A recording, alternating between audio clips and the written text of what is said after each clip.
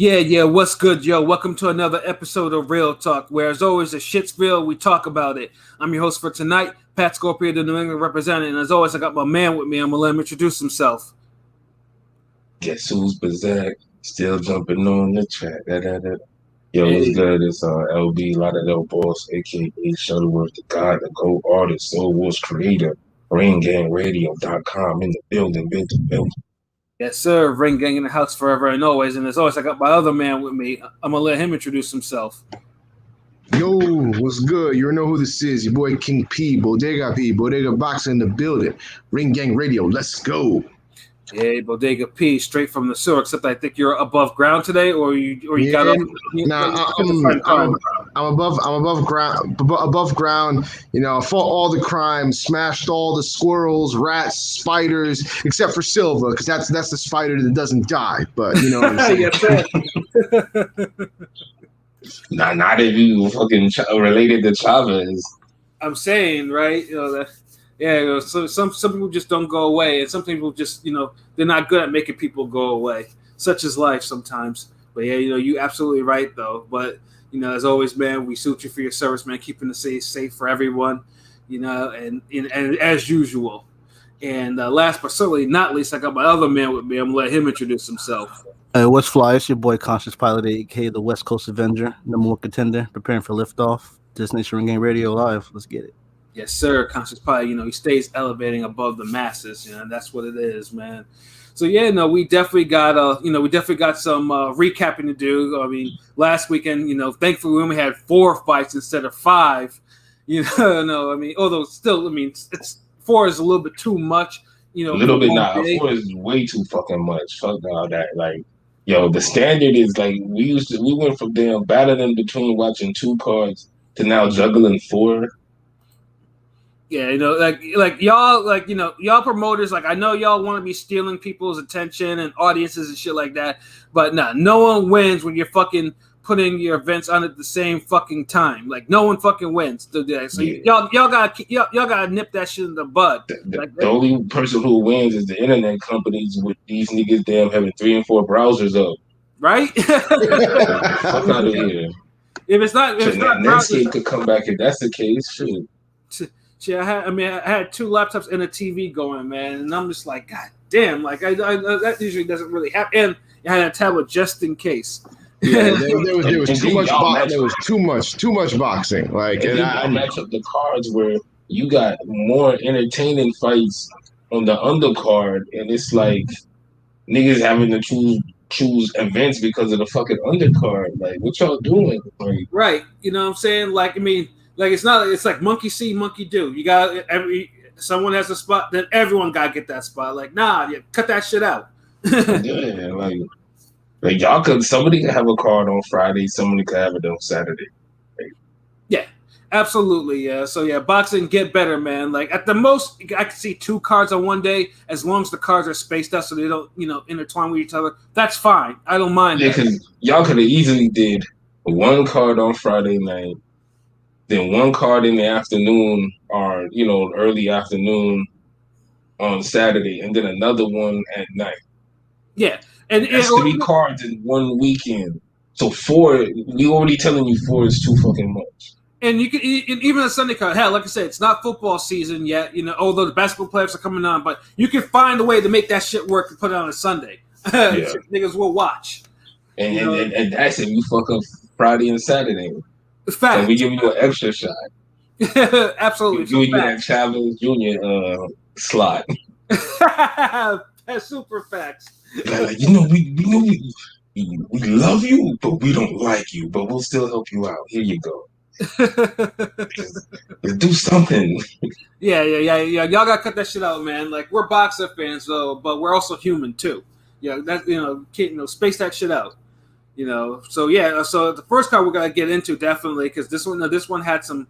Had some controversy, so to speak, in the main event. Of course, we're talking about Jermall Charlo and Juan Macias Montiel. But before we get into that main event, we gotta give a little bars to the underground, to the undercard. Where we have Isaac Cruz and he didn't look overly that impressive either. I don't know if you guys saw that fight, against Francisco Vargas. Basically, Cruz pretty much was just battering Vargas, and Vargas was just trying not to bleed, which he almost made it to the finish line though, until he took a butt that had him leaking like a faucet, and the referee probably should have stopped the fight, but there was only 30 seconds left in the fight, so he let him continue. Isaac Cruz, he won a decision, but it wasn't one of those. It was one of those fights where it's just like, I mean, if you saw the first round, you saw the whole fight pretty much. Like seriously, it was kind of boring. I mean, because Cruz has been putting on with some impressive knockouts and exciting fights, so it just goes to show like how a veteran fighter can, like how Lundy did to Zepeda. Right, and then Vargas has obviously seen better days. Like, I mean, that dude is already like he's faded out, and he's trying to change his style too, because people. It's funny too. People don't even remember. Like they say, "Oh, he's a boring fighter." I'm like, have you seen this guy's wars? Like, nah. Like, dude had to change his style up because he was, because he was getting pounds of flesh, tore off from like every fight. You know what I'm saying? So yeah, it was what it was, and then. Angelo Leo versus Aaron Alameda, was a good fight. It was an interesting fight.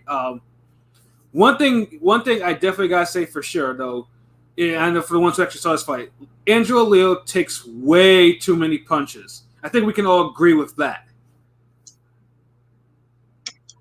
Of course. Yeah. I didn't see the last fight, but of course he does. I don't think it's his. He fights quality fighters though, so he does, but he's getting trademarked up like badly. I couldn't help but saying, like, man, like dude is just like jumping head first. I mean, I know you're from New Mexico, I know you're from the state of Johnny Tapia and all, but goddamn, bro, like you gotta move your head a little bit, Johnny, R.I.P. Johnny Tapia. He used to move his head. It was that offensive defense was crazy. Like balance that shit. Yeah, I love that little Hellraiser, man. Yeah, Leo's not gonna have a long career if he fights like this.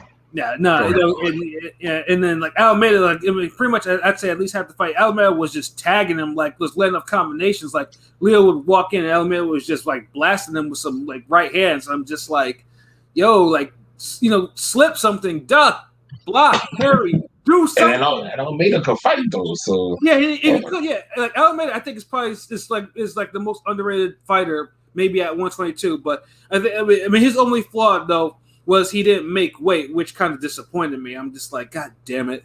So it was like, so I was like, yeah, hopefully he gets that shit because, like I said, dude is a welcome addition to 122. But pretty much this is like the second fight in a row where I believe that the victory was kind of took from him. I know the rest of you brothers, you probably probably disagree with me on that, especially we had some preliminary talks on that. King P, you have the floor. I ain't Pilot. Did you see the fight? Well, King P has the floor then. Yeah, because I didn't see it, so I gotta. I mean, it was definitely a good fight. Both of them was putting hands on each other. Alameda was hitting him with the hard thudding shots. Like you could tell that both of them was laying hands, but it was Alameda's hands that was fucking like had the real effect because Leo felt every punch and he couldn't get out the way of any of them. Yeah, that's the worst thing about Leo. Leo is a pressure fighter, but he doesn't have no power and doesn't have no work. He doesn't have no real work rate. But I mean, no. But I thought that Leo had the better output than Alameda. Alameda had the. If it's one of those, do you go for the busier fighter or do you go for the guy that lands the more impactful blows? But even then, I think Leo was doing his body work was not getting like talked about because he was really tagging Alameda to the body and really doing work down there. He was just getting hit every fucking time. Like he couldn't get out the way of the hook. Like he couldn't get out the way of that hook to save his life. No, he couldn't. I think it was more of an underwhelming performance because we expected Leo to be a little more dominant. Obviously, he's a younger guy, so he'll get that PBC. favoritism, But I mean, honestly, I'm starting to think though, because that fight he had with Stephen Fulton, I'm starting to think that Fulton took a little something from him. Because remember, Fulton put him in the hospital afterwards. Like he went to the hospital after that fight, because Fulton beat the shit out of him. Yeah, he whooped his ass. Yeah. Yeah. So and I'm thinking to myself, man, maybe that was probably too tough a fight for him to take after that,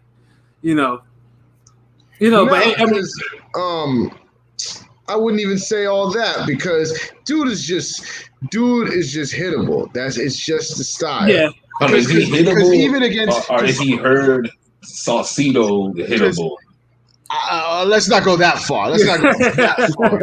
I mean, because the way y'all going off, I'm trying to make sure because there's levels to this. All I'm saying is, I wouldn't even say that Fulton took anything out of him because he was the punishment. Because he definitely did. But Leo was getting hit like Leo was still hittable against Tremaine Williams, but Tremaine Williams just couldn't capitalize on it. So now you're fighting better fighters than Tremaine Williams. Yeah, they're gonna put hands on you. I mean, he's not necessarily a champion level fighter. He got the belt because Fulton caught the COVID. He's a fringe level guy. We'll see him on the PBC. Goddamn. We'll see him on the mid cards for a few years. I mean, he'll be in the mix, but he's basically. So you don't think he's gonna win another title? What y'all saying? I mean, man, he might, but he's like a transitional champion. Yeah, I was just about to say that. Basically, he was holding the belt. He was keeping the belt. Before a real champion takes it. Mick Foley. He's Mick Foley, right? He's an intercontinental. He's a good intercontinental champion that maybe might have a run or two at the heavyweight title, and if he wins it, he'll lose it in one or two defenses. Facts. Okay. All right. Yeah. I mean, like I said, But regardless, I mean, the decision, Leo won the fight by majority decision. One judge had it a draw, 95-95.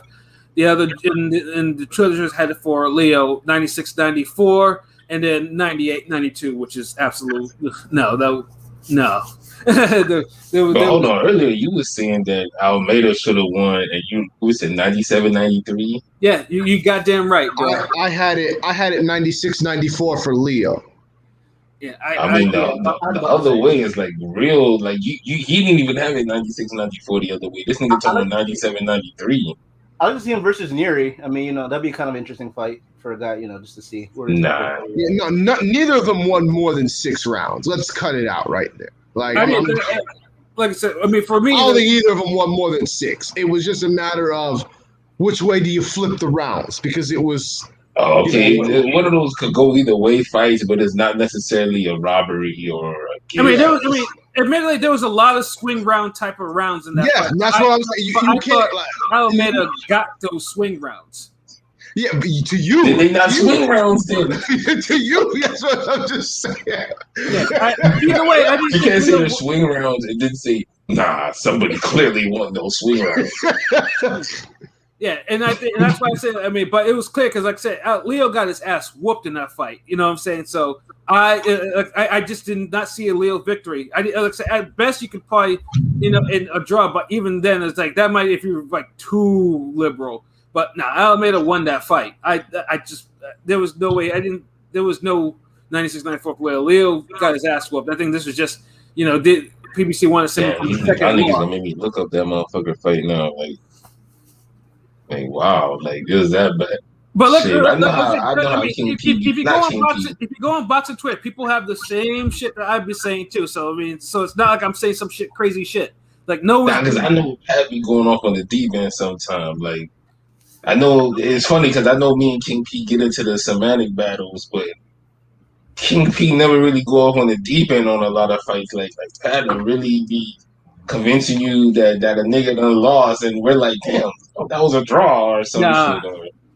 Like I said, I thought Almeida got robbed against Neri, and I think I agree with that. But so that's what's hard. That's why I got to see it for myself because I respect both y'all opinions, but this shit is just too it's like y'all niggas are like opposite extreme, so I'm gonna come back to that shit. Yeah, that's one of those I gotta hear the album myself. I'm gonna put them in some bullshit. Like all I know is, regardless of that, like Leo, all I know is it's enabling the inevitable. Like if Leo steps in the ring with some real heavy hitter at 122, he's getting like someone will probably eventually beat the brakes off him. Like you know, I mean, yeah, we don't need to see that no more. I mean, the Fulton fight was enough, and yeah, I can't imagine that a guy like Figueroa would do. Yeah, or even Aleem who's still working. I don't know what they need to put Aleem back on this TV, man. What the fuck is going on? Like this nigga's he's been chilling on the sidelines, man. I want to see my nigga in the ring. Yeah, I don't want to see Aleem versus that. I mean, I think Aleem would brutalize him. Aleem hits too hard, a single punch wise. Like, he's basically like a Matias at 122, whatever. He's basically a Matias or 122, whatever.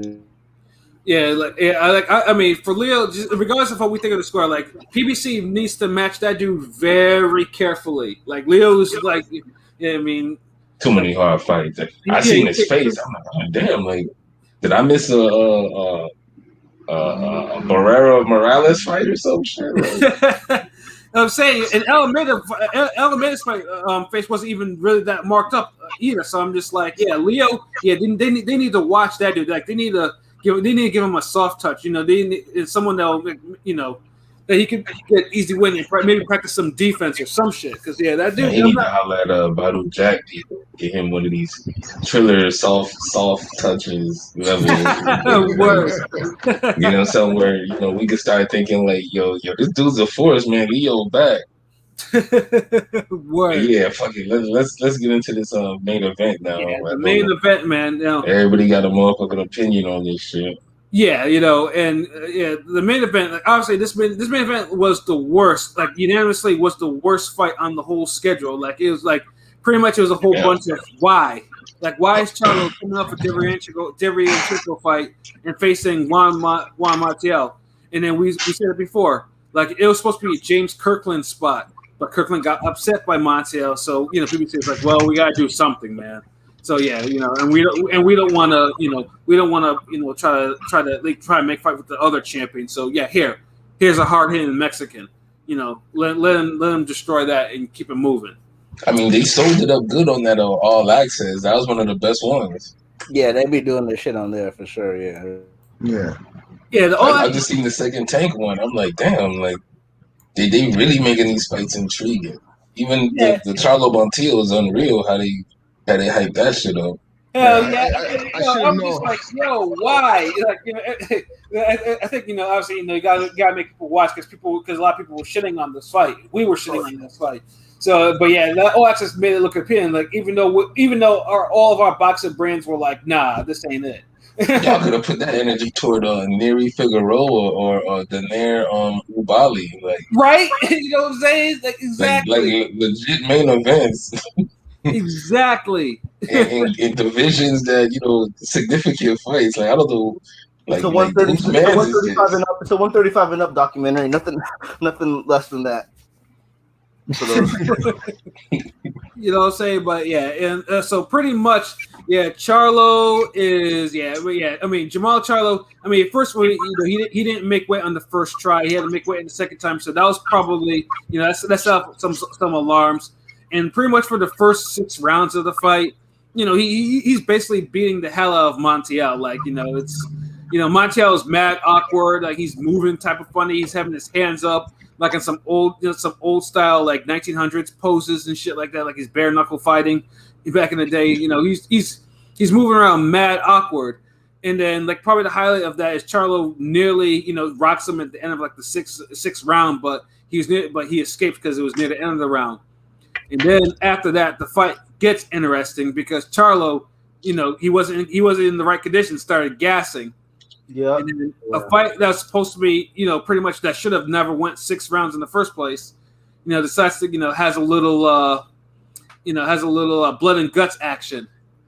Yeah, because Montiel, because Montiel started landing some shit on them and started wobbling them, and I'm like, wait a minute, hold up, what is this? What's this? What's going on? Why is Charlo doing a funny dance off these shots? Yeah, and then it got worse. Like Charlo was eating some uppercuts. Montiel was getting off some combinations, and then Charlo was winging his punches. Like his punch mechanics went bad. Like, you know, I mean, usually dude's a pretty sharp puncher, but I don't know what he was doing. Like, he was just throwing just to throw. Like, he was gassing it, but he was just throwing. And Montiel took them shits too. Took them. And there were a couple of times where he had probably in the last 4 rounds too. I think we all agreed that we were thinking that maybe Jamal Charlo was a KO risk. Like, he was getting, you know, one strong combination would probably put him on the canvas. Yeah, but I felt that way with Charlo too. He could have stopped Montiel. He was supposed to. He was supposed to, yeah. You know, he was absolutely supposed to. Like, so when niggas are trying to talk about, well, you know, Montiel was just strong and awkward. You know, get the flying fuck out of here. I think we all picked him early, right? Like maybe 6 max. I think everybody we all picked him pretty early for prediction. Yeah, picked him pretty early. Yeah, exactly. Because like I said, because Montiel was not on that level, and I still don't think he's on his level. But they're trying to. But because Jamal Charlo decides to have, you know, has an you know, pretty much, you know, because like I said, in the last like 4 rounds, like dude was getting hit with some shit. Like Montiel, yeah, I mean, he's a puncher, like 22 wins, 22 knockouts. So he you know, the shit that he was hitting Charlo with was clearly affecting him. Like, it was definitely a fight worth putting something on Montiel if you see the patterns with Jamal Charlo. Mm. He's been going distance too much at 160 for the amount of power they say he has. Right, yeah. That's number one. Yeah. Absolutely. Yeah, it's like, you know, you try to hype this guy up to be a killer, you know, and you know, everyone holds him to a high standard, but he's not putting on high standard performances. He's not. Yeah. He's looking. I mean, the Derevchenko, I like that performance from him, but yeah, this shit right here is just. Should have stopped Derevchenko though. Yeah. Derevchenko. At least drop him. At least drop him. At least drop him. Yeah, but.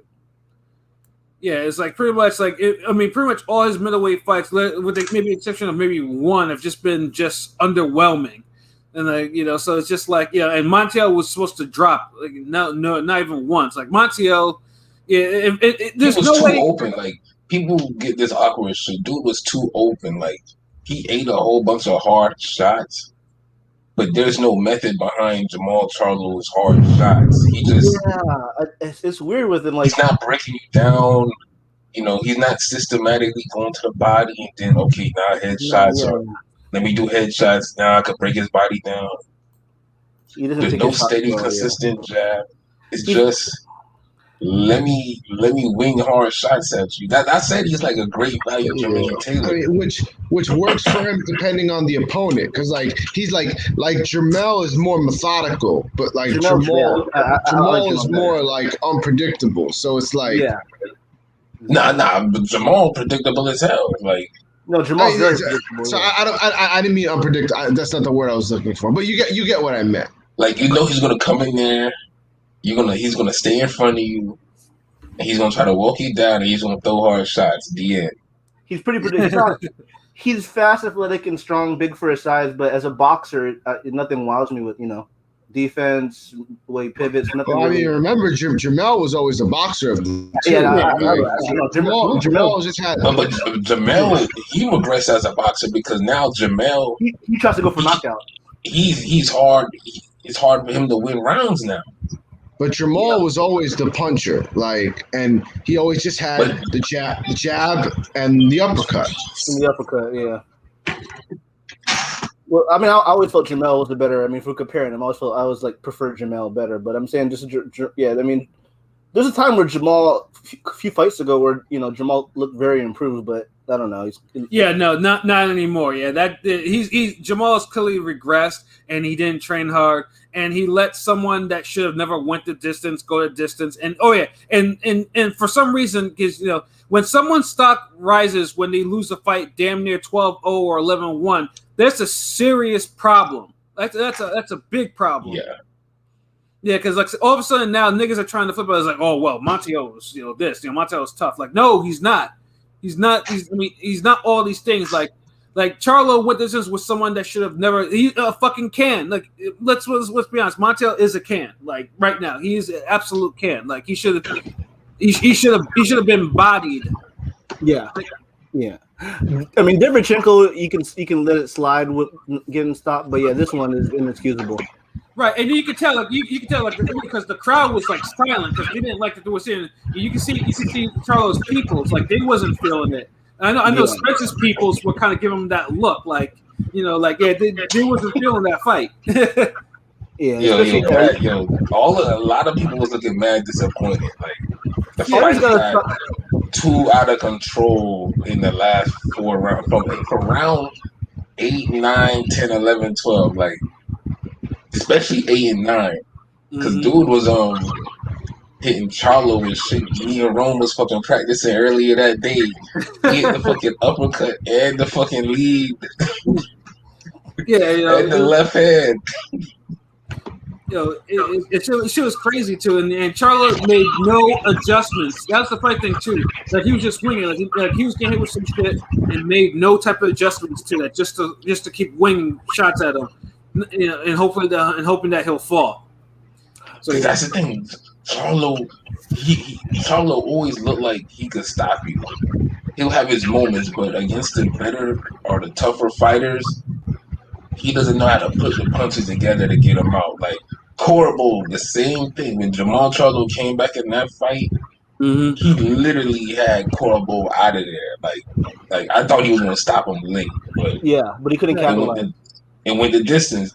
Like for some reason, he's not one of those guys who could just punch you hard and set up the knockout. He's just a guy who could just punch you hard. No, he's just gonna punch you hard. He's just gonna he's gonna punch you hard until you crumble. Yeah, if you can't take the punches, then it works. But if you can take the punches and fight back, punching hard just really doesn't look all that great after that. Word.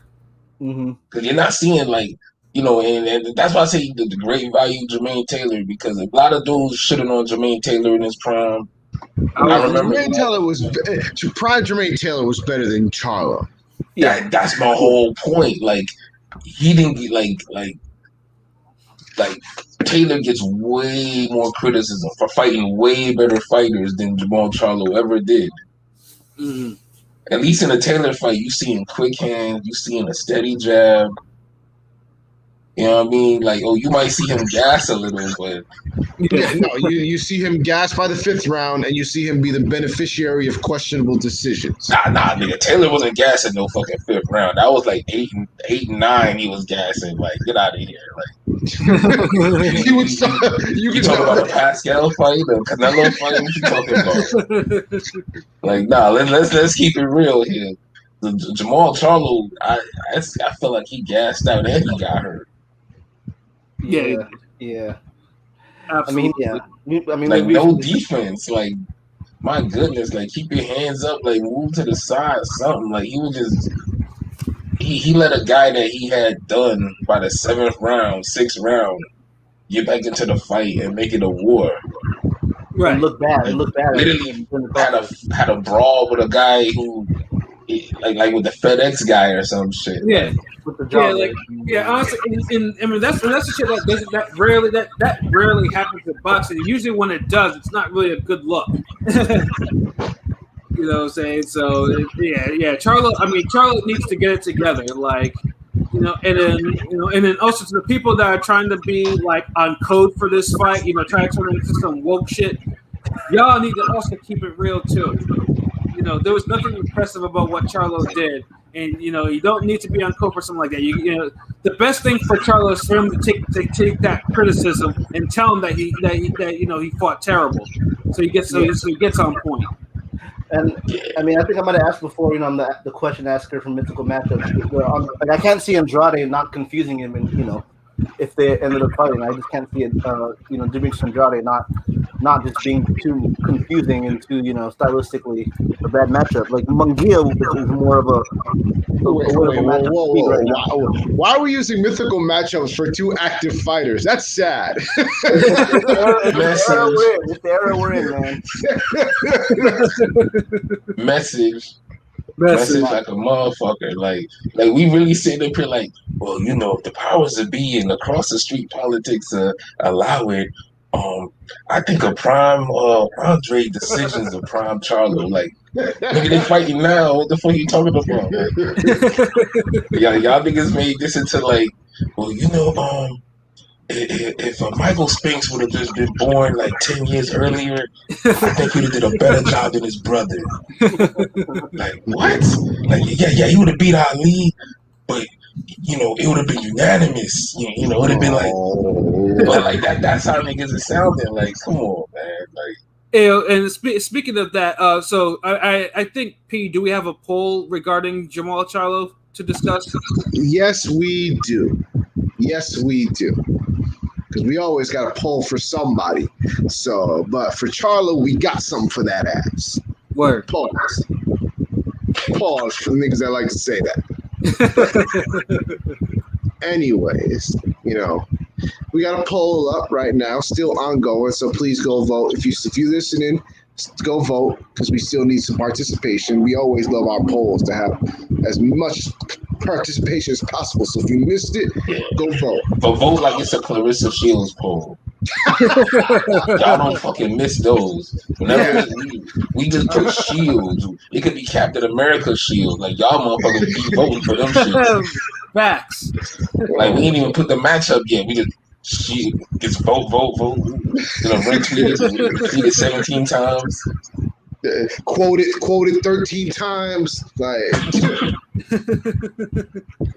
but anyways, this one is our poll is: which of these fights would you be most interested in seeing Jamal Charlo take? Would you rather see A, Golovkin at 160, B, Danny Jacobs at 168, C, Demetrius Andrade at 160, or D, Benavidez at 168. So far, we have 52 votes, and it's a close one, but as of now, 42% said they want to see Golovkin at 160, followed closely by Andrade at 160 with 38%. That's surprising, but makes sense. Honestly, I think niggas are scared of that Andre unanimous decision win. Yeah.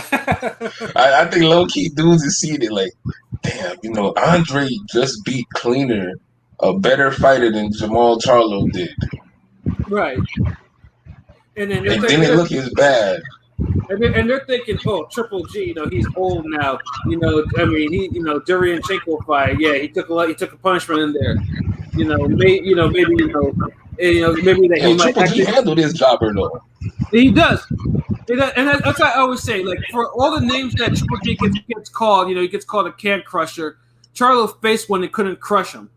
So it's like, there's levels to this. Like, Triple G, say what you want, but Triple G doesn't go to distance with niggas he's not supposed to go to distance with.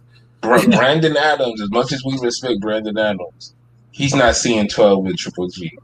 No, he's not. And Brandon Adams is that dude. Like,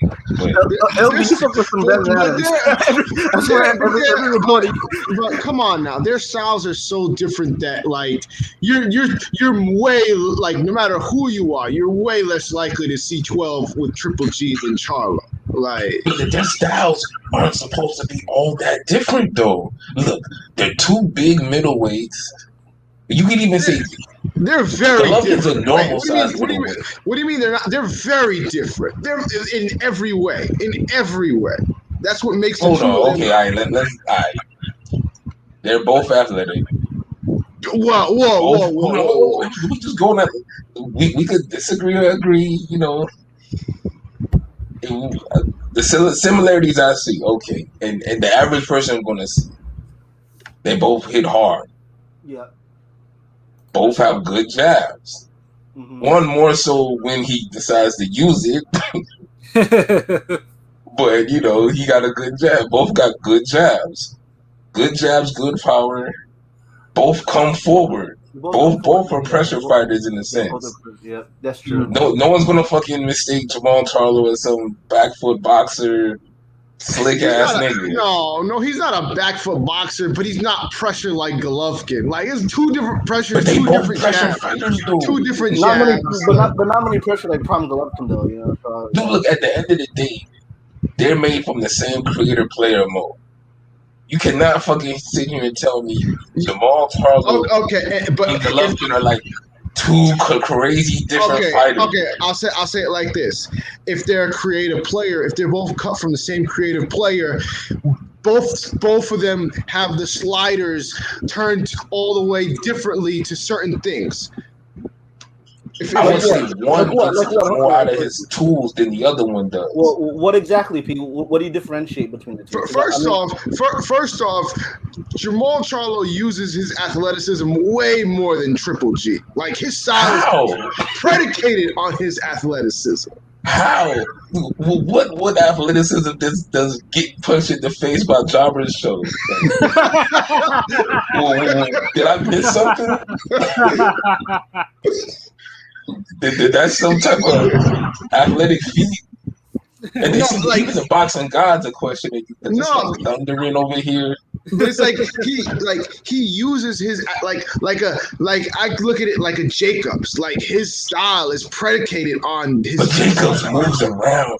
And he gives you different looks way more than Charlo really be just fucking in front of you throwing hard punches. Coming forward. I think they're more similar than they are different. And they are more similar than they are different. I mean, they are more similar than they're different. And the difference is how better Golovkin is in some of the shit they do. I mean, there's some similarities for sure, but I mean, I can see. I guess there's slight differences, but they are, for more or less, fight a very similar style. I just don't see it. That's just me. But what don't you see? Okay. You said athleticism. What else? What you said, the two jabs. They use their jabs very different. Like Triple G uses his jab like a damn like any other punch, like a damn power punch. Like Jamal uses his jab, but it's more to fucking just like he'll use the jab and then set it up with something else, but he doesn't even know how to set it up. So it's like he just throws it to kind of like not really just to throw it, but like it's not used as a weapon like the way that comes back to what I said. They have the same tool, just one gets better use out of them. Jamal Charlo. But if you're using them completely differently, then how can you say that they're the same? Like you get what I'm saying? Look, okay, their skill set is a toolbox. When you look in the Golovkins and you look in there and you want to pull out a good jab, you pull out a good jab. Jamal Charlo, he has his skill box. He got his toolbox. You look in there and say, okay, I want a good jab. You pull out the good jab, but for some reason, the transition to using the good jab, like maybe he fumbles it. He says that maybe the gun doesn't have all the fucking bullets in there, but somehow the gun ain't steady in his hand, even though he pulled out the tool that said good jab. Oh my god. Okay. I'll put it like this. To me, let me say this. I'll break it down skill wise, yo. If you look at the punch when Jamal Charlo throws a good consistent jab, it's every bit as effective as Golovkin's jab. The problem is, it's like how we get at De La Hoya with the whole ring IQ. He don't know when to use certain strategies, when to pull the trigger on certain punches, or when to ease up and do this. Jamal Charlo, you even said if you watch the All Access, I think it was some football playing nigga. I forget his name, but apparently he a legend or some shit. Was it Chad Johnson? Nah, hell no. It was some other dude. It's like Rashard Lewis was there, looking different as fuck. Like I think it was looking light skinned and shit. Like I was like, this nigga's looking lighter now. But anyways, Jamal Charlo, there was a scene where he was like, the football dude was like, yeah, man, that jab is serious. Like, bad. Like he was dominating it. And then Jamal Charlo, first thing he says, yeah, man, I know, but I just became bored with the jab. Like, like watch it. I'm telling you, like, when someone says that, a person who usually says that has a good jab, they just don't have the mental fortitude to see the effectiveness of it. Even though everybody's telling them they got a good jab.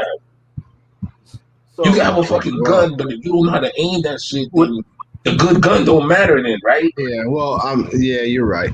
Would you say? Well, 'cause I guess if they're from the same toolbox, one's is a flathead, the other one's a Phillips screwdriver. let me ask you. One knows when to pull out the flat screw, the flathead. The other one, and one knows when to pull up the Phillips. The other guy, he's fumbling between both at the same time. You don't know which one to use. Let me ask you this though. You think since I think me and Pat agreed, you think his Jamal Charles split with Ronnie Shields is plays a role in the regression of him a little bit? Because it seems like he's regressing a lot. Say that again. You think the split with Rodney Shields kind of has played a big role as to why Jamal Charles has kind of just plateaued or just kind of regressed? Yeah, I mean, you could say that, but it's the opposition. Yeah, he's fighting the same level of comp too long now. Yeah, like pretty much. I mean, spoiling on the vine. We say it all the time for fighters. Like you can't like if you. He hasn't fought somebody legit dangerous since Corabo. Don't give me fucking Derevyanchenko. Derevyanchenko's good, but he's not dangerous. Corabo can fucking sleep you, and he got Olympic boxing skills. Yeah, Corabo was looking. Really good. Yeah, I mean Charles. I mean now because he's clearly like he's starting to spoil in the vine. Like he needs he can't be fucking around with this bullshit. Like he needs to be back in the ring by October and needs to fight like he needs to make a fight with someone. Fight Andre. Fucking look, Andre, man. At this point, don't even mention all the name for Charlo. Andre. I shouldn't say this, but I feel like versus even the Eubanks, it's more 50-50 than it should be. Like I don't know. I don't know. I'm just saying. I don't know. He's struggling against some dude that's been knocked out every time he lost. I'm just saying. I don't know. Nah. I can't talk down there. We gotta knock him the fuck off with the Eubanks shit. Like, nah, please. That might be a scrap now. Like, I'm sorry, Jamal Charlo did it to himself. Like 2 years ago, I thought he'd get him out of there. You know what I'm saying? But now, we be looking at it like how we looked at if Eubanks would have fought Golovkin. Now we looking at it like, man, shit. But we still don't say that about the Golovkin fight. If Eubanks was the fighter, we'd be like, damn, Triple G with another fucking tuna. Yeah, and then I'm saying, Doc, he just said in the comments, he said before the fight that he's tired of fighting these fights. Well, shit, we're tired of you fighting them fights too. Shit, we tired of talking about him fighting them fights. Yeah, well, and then to fight Andre, he's like, well, I hate fighting these type of fights, but if Andre wants to fight with me, he's got to fight the same type of fight that I just fought. Like, what the fuck he does it? Well, it goes back to the politics. I mean, because at 160, 154 is loaded on the PBC side of things. 168, if he moves up, is nice. But I'm saying 160, the middleweights. I mean, can you even name another middleweight at 160? Really, you can't. So at PBC, hell no. I've said that's before. Now 160 top heavy, but all his fights, fighting each other. All the realistic big fights he has are at 168. Plant, Benavidez, Lugatti, whatever, you know what I'm saying? I don't know. Nigga, there's fights at 160. No one keep telling him to fight these damn but not on the same promotion he's at, is what I'm saying. Not that realistically he can fight without having a quote unquote cross the street. Look, man, fuck that. These dudes can make the goddamn fights. I'm tired of this political bullshit. These motherfuckers can make these fights. If not, keep having stale ass fucking fights like this and keep having us talk shit and complain about them motherfuckers. God damn, like it ain't fucking rocket science. Yeah, like I mean, if you're not making an attempt to do it, then like I said, you deserve every bit of criticism that you get for making these fights. They're not even ordered mandatories either. That's how sad it is. Yeah, this is the whole Wilder shit again. Yeah, and then Doc, I also gotta mention too because my man Doc was actually in the audience. He was actually live at that fight. He said everybody in the crowd was looking at him funny in the light by the 10th round. I believe it. Yeah, like I could believe it. Shout out to Doc. What up? Fighters gotta I could definitely believe it because you felt that energy in the crowd through the TV. Like shit was just looking like after the 5th round. Yeah, after the 5th round, it was like the energy. Like, damn, like he ain't got this guy out of there. Like I wanted to say like this is the thing. People be wanting to see a good fight, but if they know it's overmatched, their attention starts to fold. Like you have like 3 rounds tops to fucking impress people. with a matchup like that. And when it starts getting to the 6th round, people are mentally checking out already. So wasn't it in Texas? Was it his hometown? Yeah, this is his hometown. This is fighters got to stop fighting in their hometown if they ain't gonna bring it. That's all. Yeah, but it turned that shit into fucking Manchester with fucking Ricky Hatton, nigga. Yeah, you saw happened to J Rock with the in Philly. At least Crawford stops all his opponents in Omaha. That's also true. Yeah, we give him his props for that. Yeah, but Charlo, you gotta get it together, bro. I don't know what you gotta do. You gotta make some changes in your camp. You gotta cut some people away from your entourage. You gotta do something, man. You gotta rededicate yourself, man. Like. Yeah, no more mid-ass performances, no more mid-ass fights, no letting... He's spoiling on the vine, man. Look, it's a competition. Like, he's not even... This dude wasn't Liam Williams level. Yeah, absolutely, yeah. If he's not fighting Munguia, Triple G, or Andrade, then go up to 160 and get your 0 taken from Benavidez. Even Murata would have been a better fight than this. Facts. Like these the 4 champs, somebody needs to mix it up. If Triple G and Murata are trying to get something going at the end of the year, then people need to stop bringing up those 2 names and focus on Andre and Charlo making a fight. Like, right. Yeah, especially remember, everybody does it for every other division. When I don't know, those 2 are gonna fight, so I don't think he's gonna fight him. And people's like, yeah, that's right. But when it comes to Golovkin, motherfuckers be like, Nah, Triple G could fight him. What are you talking about? Yes. Well, like, put that fucking energy to everybody else. Like, remember, Andre and Charlo were in the same fucking division. Right. So I don't know why y'all try to bounce fucking Andre and Triple G were. Yeah, it's like Charlo and Andre could be a pay-per-view right now called Unfinished Business. Right, and get all the attention in the world because they're 2 American black middleweights who are undefeated. Yeah, I just gave y'all a promo game. Like, yeah. Shout out to Rome Top 5. Yeah, go content. Like damn. Like, can I get an advisor check or something? Like, yeah. Y'all do all access on that. So wait. I feel like Andre Charlo could do 300K pay-per-view. Word. Yeah, I think we gave this card enough bars. Yeah. So yeah, definitely. Next. Yeah, the next one would be the DAZN card. Where Munguia would be in the main event against his third backup opponent and former world title challenger Kamil Zarameta. But that wasn't the highlight of that card. Although the card itself was excellent. I mean, it was actually pretty good TV wise. Like, it was the best overall card of the weekend, really. Yeah. That's for damn sure. But the biggest highlight on that card, or probably the biggest highlight of the whole weekend, was Gabriel Rosado, man. Facing prospect Beck the Bully, and most of us were pretty much thinking because they've been trying to put Beck Bully, they're trying to rush him. At first Beck Bully was supposed to face Kovalev, but then Kovalev, popped for the testosterone. So there was like, you know what? Okay, we'll wait for another name fighter. So yeah, put him in the ring with Rosado. And Rosado, Rosado's had a long fucking career, like journeyman wise. Like, I mean, and now it's going to be extended even more. Yes, exactly. And it wasn't supposed to be that way because Beck the Bully was absolutely lacing him to the body in that fight. Like, he dropped him in the first round. I mean, he was laying. These are some of the hardest body shots I've ever seen, like in like years. I'm trying to think what other fight had this consecutive amount of hard body shots in such a quick.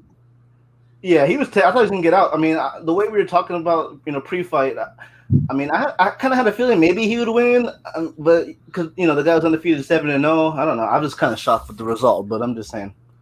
I mean, we knew Rosado skilled enough, but it's just the reality of seeing it work. Like, it was an uphill battle. Like, no lie. Like, yeah, like and it definitely did look like Beck the Bully was about to get Rosado out of there. Like, it was coming. Like, we all saw it though. But then Rosado, pulled an absolutely highlight reel overhand right out of, I mean, he set it up though. This wasn't He one lined it up. He lined them up for it. Like, yeah, and it's one of those punches he had to land it, like, because he was getting worn down by the damn body shot so much, he couldn't win the fight by just outboxing him with rounds. No.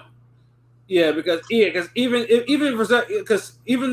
Rosado blocked the body shot was still moving him, like it was like visibly like moving him several steps back. Like Beck the Boy was killing him with those body shots.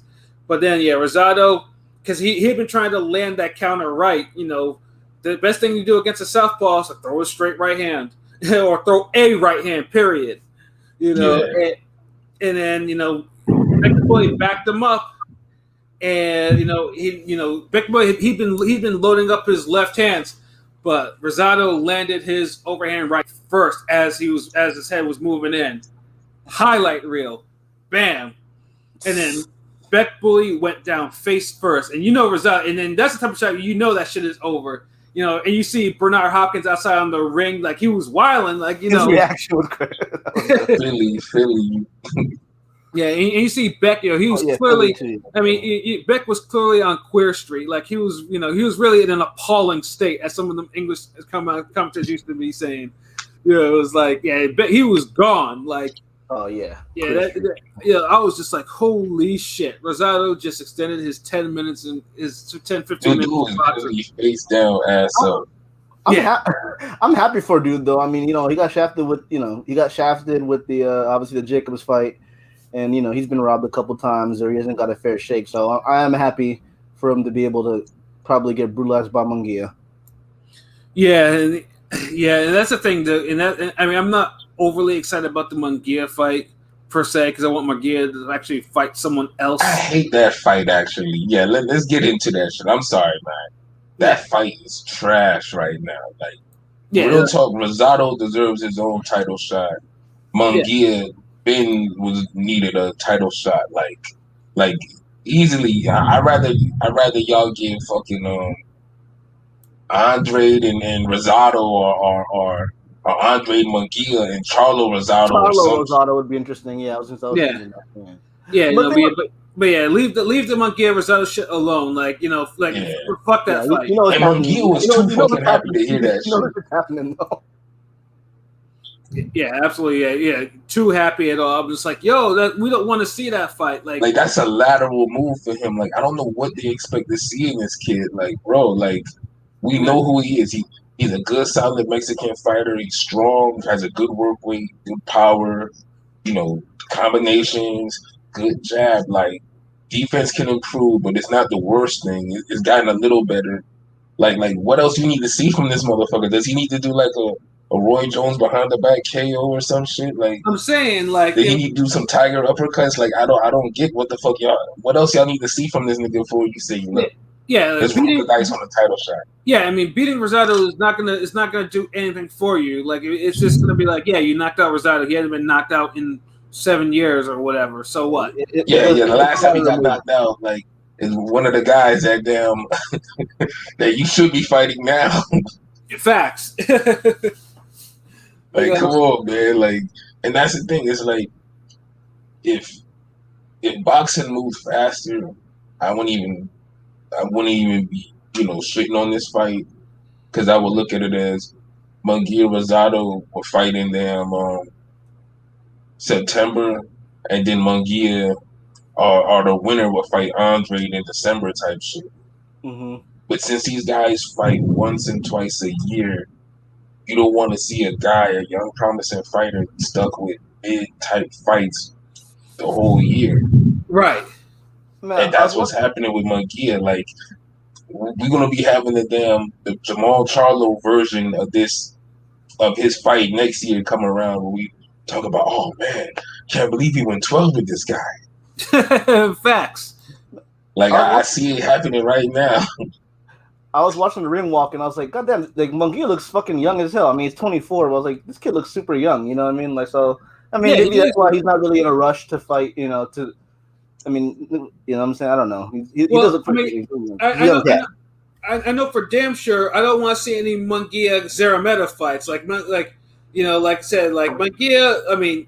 He's I don't mind him being in the main event role, but the Zarameta fight is like one thing that I did see. You know, and it's also too that it might be a slight spoiling on the vine is, you know, Munguia tried to box with Zarameta too, and Zarameta wasn't going anywhere when he was doing that. Like facts. Yeah, if anything, Zarameta was tagging him too much when he was boxing. Yeah, it was like the last 4 rounds of the Charlo fight. exactly. I thought he boxed.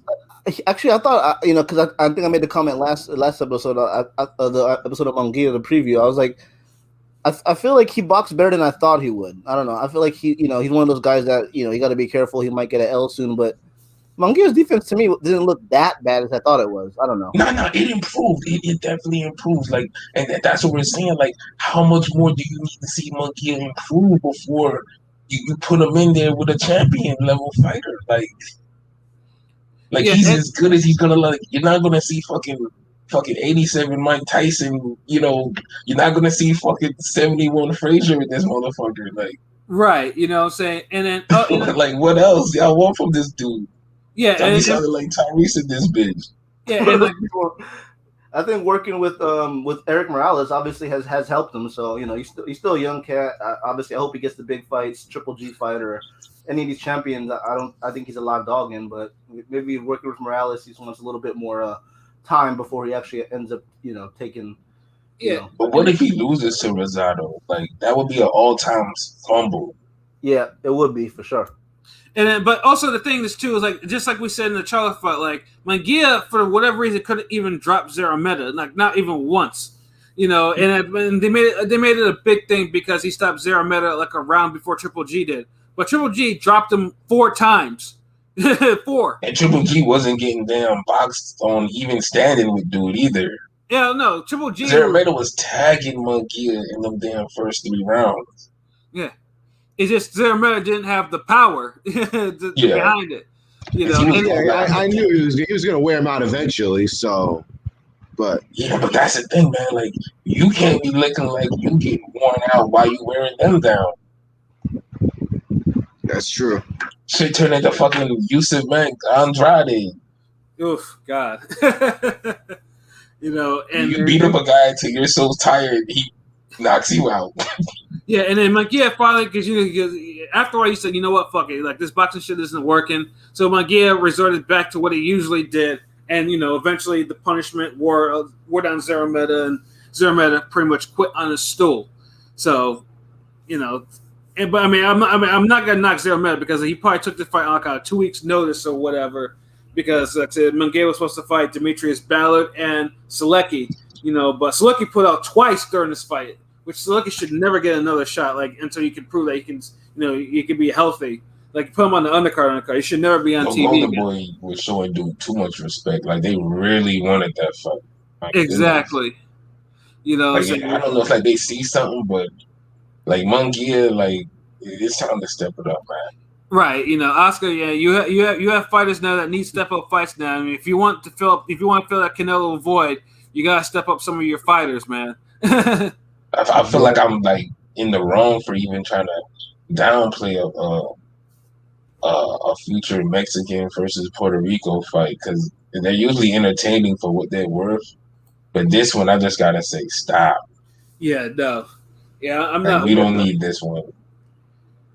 No, absolutely, absolutely. And then before I go on to the next card, definitely gotta shout out Blair Cobbs. You know, because he lit it up in the opener against Brad Sullivan.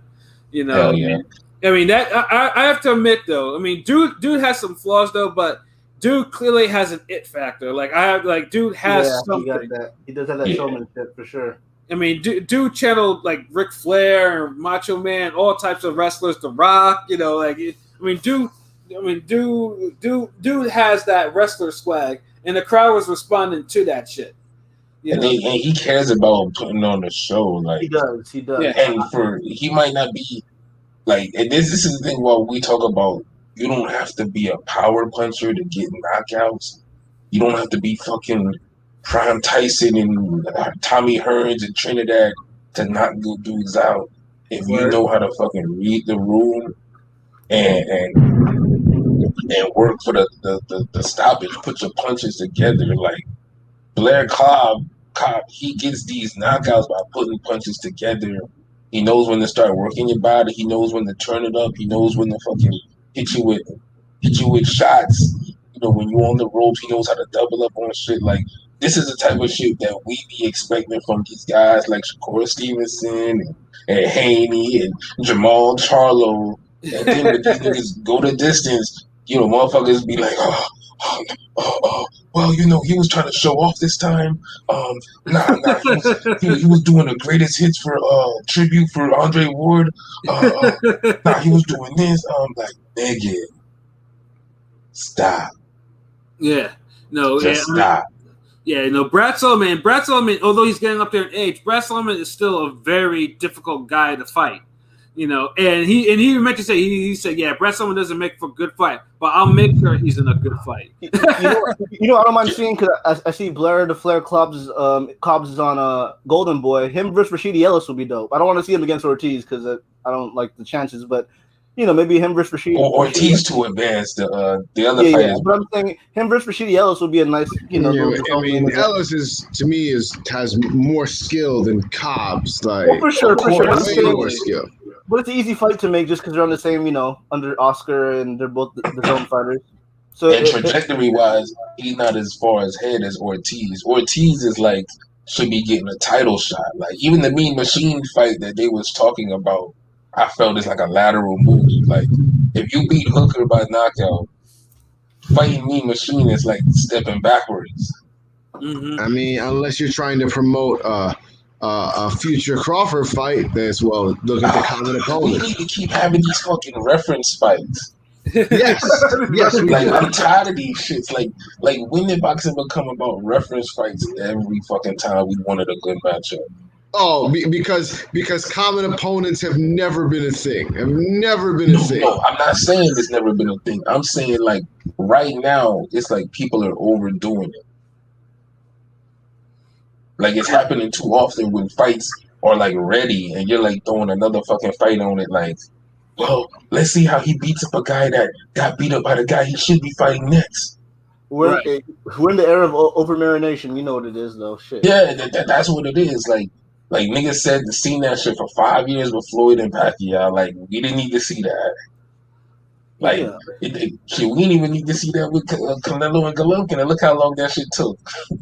Right. Like I honestly don't even really care as much as I did about Spence Bud. So it's like the politics is just too fucking much. Yeah. If you don't make it at its peak, if you don't make the fights at your peak, then it's just like you gotta kind of move on. You know. I mean, they're gonna order it anyway because he's number one on the WBO. So it's they dropped the order and they put it. Or I think he was ready one. Right? See, that's the problem. Like Crawford could literally say, "You know what? Fuck it, I want him now." What he does? Nah. I know you beat up my man's in my gym, but don't worry, we'll have him clean up the gym now. We'll put somebody from 140 that'll make an easy fight for you. Yeah. Like come on. That's obvious. Yeah. Like, and that's the problem. Like, why are they allowing a fight like that to happen when look?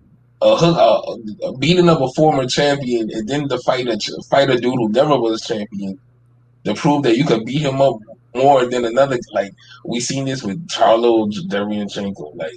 Like how they was trying to force Selecki Munguia so they could say, okay, you can compare him to Andre and Jacobs now. Yeah, Dick. We need to stop all this shit. Like, and then the fights don't even happen. So what's the point? Make the pretty much you gotta make the fights when they need to make it. And Blair Cobbs, hopefully, I hope Oscar has actually been actually took notice of that kid's reaction. Because if that's the case, I'd rather see Blair Cobb and Ortiz than fucking Mean Machine Ortiz. At least Cobb is undefeated and he brings something new to the table. Yeah, and who knows? He's not fucking underwater in that fight. No, he's not. He has a chance. Like not underwater. He's just clearly outgunned. He's gonna, I don't even know if he's outgunned. Like, dude has 20-something fights. Give her. I mean, I don't think he's how that many much. fights? I mean, no matter how many fights he has, the gap in skill is clear. So It is. Yeah. The Yeah, guy. it is. But so is fucking Ortiz and Mean Machine. It is, but I feel like him versus Ellis could I mean even Ortiz either one could headline his own fight, and I don't think any of us would shit on it. No. Hell I nah. mean, I'm any for it. round. I just want to see new matchups. Like if everybody starts doing the PBC round robin, then shit start getting trash. Yeah, and then then things become stale, and the division becomes stale if there's too Yeah. many of that shit going on. We don't need to see one guy fight fucking everybody. Everybody needs to fight everybody. Message. Exactly, yeah. Y'all niggas is trying to literally create a Sean Porter for every division. Like it don't work like that. Like let some of these niggas share the work. Yep. Fact. It's like y'all got it's like that one guy that worked retail and he just come to work 15 minutes early, stay 30 minutes late, and he fucking cleans up the store and he really kills it. But y'all could have everybody leave on time if they fucking did the same thing. Word. Or just come in time and do their shit. Like that's how this shit looking to me. Yeah, that's real talk there. And then I definitely gotta give props to one more fight. Obviously the women's fight, Esparza and Zamora, like that was actually a pretty damn good fight. And again, it's one of those fights where you do wish it was 3 minutes, so for real, because I mean, like those two went at it for those 10 rounds, like especially that's a Esparza, damn good fight. Yeah, especially that was the best women's fight for the weekend. Yeah, absolutely, for sure. Yeah, definitely more intense than the other one, which we'll get into shortly. But yeah, no, Esparza, she won a very close decision and then took the WBC women's flyweight title. So yeah, hopefully, Esparza is always in some good fights. Like I said, the Esparza super bad fight, where they outshine Canelo and Kovalev, will always have a special place in my heart. You know what I'm saying? Because that shit was a damn good fight. That was a brawl. But yeah, like LB said, overall the Golden Boy card shined. Even if it didn't have like the name power, I mean, it had an upset which got onto Sports Center with Rosado. Like I said, I mean, it like I said, every fight kind of flowed from top to bottom. So yeah, definitely salute. You got your 12 round. You got your distance war. Mm-hmm. You got your showcase fight. Yep. And the showcase fight was competitive. You got your main event. Yeah. Beat down, which was competitive. Right. You got the upset. Prospect alert. Like you got everything you wanted in a boxing card. That Golden Boy card. Yeah. That's the one thing. Golden Boy is going to give you a fucking well put together undercard. Like the Golden Boy can't do shit else. The two of the Golden Boy, they're also going to give you the two of the main fights are going to be intriguing, and then they're going to give you some good names on all the undercards sprinkled in. So I got to give props to Oscar and shit.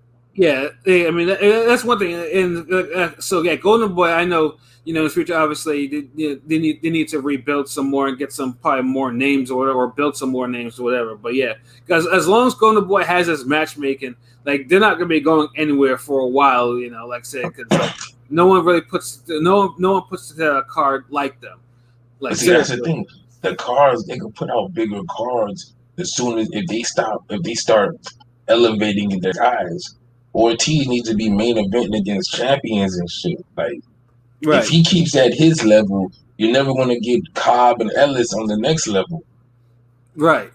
So that's what people don't understand. Like when you start stagnating these guys and they don't fight enough to where you can make them fight. Okay, well, Munguia Rosado could happen if Munguia is fighting 3 times this year. Yeah, absolutely. Yeah, like Ortiz and Cobb, Ortiz and Mean Machine could happen if he's going to fight 3 times this year.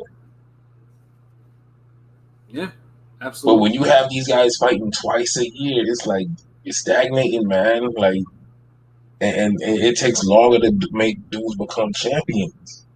Right. And Golden Boy needs his champions. Like, I mean, pretty much, like, I mean, they lost 2 of their legit champions. Like, I mean, You know, they're pretty much the most known champion has an unfortunate regular belt, and then in a couple of the lighter weight titles, man. So yeah, Golden Boy needs to get going and get some champions in the higher weight. Y'all don't have Canelo no more, so y'all gotta keep JoJo at his level, and then bring him. Y'all gotta bring JoJo to the next level.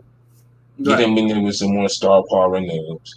Y'all gotta get Ortiz with a champion or a bigger name. So y'all can start putting Blair Cobb as fucking co-main. Ellis is co-main. Superbad is co-main. Because I mean, the two biggest guys right now on his roster or whatever is Ryan Garcia and Virgil. You'd say, right? And Munguia too. I mean, they have a decent. I mean, when Canelo left, everybody thought it was over, but I mean, they have a decent roster. They have Yeah, dude, they got a great roster, but they just have to market it. They just have to do it right. They just have to. And everybody should be fighting like honestly, Munguia and JoJo Diaz should be headlining cards like co-main and main event type shit. Well, I think Diaz is co-maining again. Was it not Gambo? It's who's he for? Is it Fortuna? Yeah. Co-maining with who? That's just 135. Who was it, Pat? I mentioned it the other day. I posted on that thread the other day. I forgot who it was. Oh, that's a Zerto. See, that's what I was saying. Zerto, yeah. I mean, Zerto's undefeated and all that, but he's been active. JoJo should be headlining that card, really. Exactly. Zerto should have been put together with Munguia. Yeah, absolutely. Like JoJo and Virgil Ortiz should be put on cards together. Like the fan bases is similar. It's like I don't know what these niggas doing. But anyways, fucking let's get in the top rank, man. Golden Boy, thank you for the undercards, but yeah, y'all got some splaining to do on the main events. Facts, though. Yeah, top rank. Obviously we had a main event where Naoya, Monster anyway, does his, fights his mandatory and, defends his WBA and IBF bantamweight belts against his number one contender, Michael Desmaranis. And obviously this is pretty much a glorified showcase. And it was a hell of a showcase. Before we get into that fight, though, definitely want to get into the opener fight, with Isaac Dogboe and Adam Lopez. That was a hell of a scrap. That might be the fight of the weekend. It was, and I just saw it today. I finally caught up to it. I thought it was before, leading into it, and it definitely lives up to the expectations and the hype of what. It's definitely the fight I was most looking forward to, and it delivered because that was the one it was hard for me to make a prediction on that one. I kept going back and forth, Yeah, because it was just a lot of things too. Because Adam Lopez, obviously, dude is tough. Dude's a tough fighter. He's had tough fights, and you have Dogboe, who's a former champion, though. But we don't know how much of the beings that from Navarrete that took out of him. So he was coming back. He was putting in some solid comeback performances, but this was the first time he fought someone who was on his level or who posed the same type of threat. And the funny thing is, too, it didn't look like way in the bin because Dogboe was actually, I thought, was handling Lopez pretty well. I was like, okay, this is okay. Dogboe probably turned over a new leaf, But I think once Lopez, was able to crack him with, I think it was like a left hook, and all of a sudden you saw Dogboe's demeanor change. He was getting hurt. After the fifth round, fucking Lopez was dog walking him. No pun intended. Yeah. Yeah, that's a good one, yo. Lopez was putting hands on Dogboe at times. Dogboe looked like he was unsure. He looked like in the second Navarrete fight. He didn't know if he should fight harder. But he definitely looked like he didn't know really what to do. Yo, KP, yo, Mike, yo. Oh. Yeah. He that nigga jogging. Yeah, he looked like he didn't know what to do, and I'm just like, yo. And Dogboe was just like, it was like. Well, Dogboe was still landing when he was getting whooped. It wasn't until late in the fight where I felt like he started really kind of catching Lopez, and he started hurting Lopez again. So I could understand him, pulling the fight out because it was close. Like Lopez made it close as fuck. Like you could really say it was a draw, really. Yeah, honestly, I thought that fight. I thought that fight was draw. I was like, yo, because I didn't. I was like, yo, I was like, are they gonna give Lucas? Are they gonna give Lopez the win, or is Dogbay gonna get the win? I can see Dogbay making the case because he controlled too many of the earlier rounds. Like the first half, he kind of handled that, and Lopez battled back. Like Lopez fought in a way where you thought Lopez was going to knock him out. Right. I was waiting for the uppercut season. I was waiting for it. That's one thing. Like Lopez, I'm always rooting for that guy because I mean he brings it every time. He might get dropped, but he's like the Josito Lopez.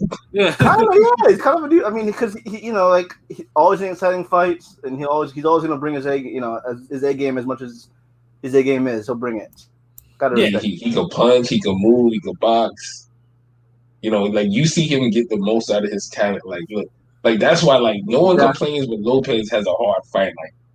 But I'm sorry, like Jamal Charlo shouldn't be having the type of fights Lopez is having at this point in his career. Facts. I'm sorry, I just got to keep bringing it back to that shit because for some reason, like. Motherfuckers is on some other shit with that fight. Like, we can be honest.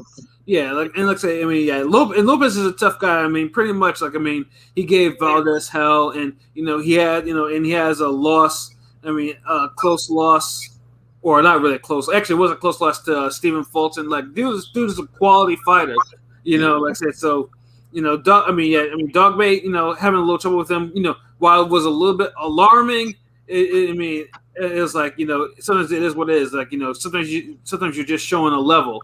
And Adam Lopez is definitely up there in terms of. I think it's more Lopez is tougher, hits harder than we thought, more so than Dogbay looking bad. Because Dogbay kind of had him controlled, but Dogbay, like, if he couldn't turn the corner and really hurt you, get you out of there, he needed to drop the dude, discourage him more, but Lopez figured him out and started putting his foot in his ass.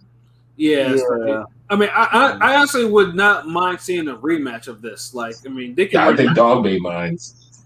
Yeah. I honestly, I feel you. I agree. I would love to see a rematch, but I wouldn't have Dogbay take it. I would be on some look. I snagged a close one. Yep. Let me jump in the car. Let me take my ball. Go home. Yeah, because I mean, I know put their cards together, and one day you could get a rematch. But I'm taking that fight. Yeah, I mean, I know. I'm pretty sure Top Rank has some plans with Dogbay because I know because now that he moved up from 122 to featherweight, so they're trying to. I know they're trying to do something with him.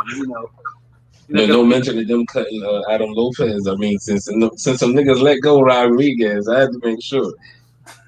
Yeah. I mean, Top Rank. I mean, I don't know what they were doing lately. Like they let go of Carlos Adamez. Now he's gonna be on the PBC card. They're. It just seems like if you're fucking up just once, you're gone. You better Lopez. Don't get too comfortable. You know what I'm saying? Like, you gave. You gotta win your next one, bro.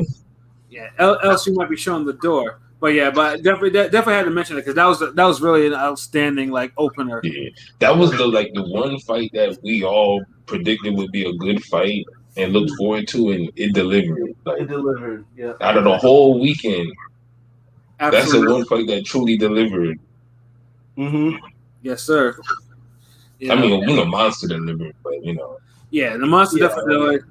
But the other women's fight though, Michaela Mayer versus Erica Ferraz. Yeah, it was decent. It was decent. That wasn't bad. That was you're a little harder on. He's a little hard on that fight.